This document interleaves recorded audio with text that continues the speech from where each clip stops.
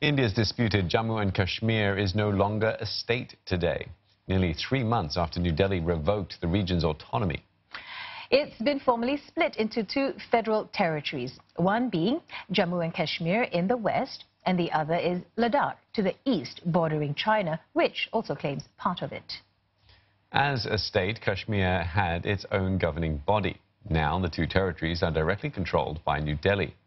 And Prime Minister Narendra Modi today hailed a bright future for the Himalayan region and said that it will now have political stability. Security has remained tight in the region since India revoked its special status. Hundreds of people are still in detention, including Kashmiri politicians. Internet services continue to be suspended and most businesses remain closed, some in protest against Kashmir's new status. And for the latest, let's get over to Jagruti Dave, and she's speaking to us from New Delhi. So what's the situation like there today, in response to New Delhi splitting, Jammu and Kashmir into two territories?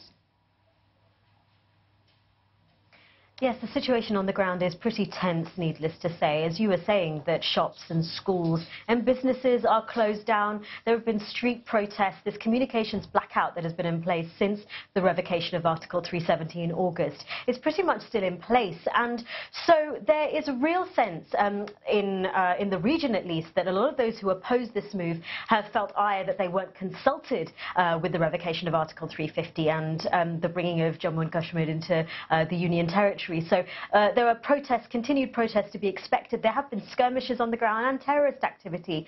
5 labourers were reported to have been killed only this week.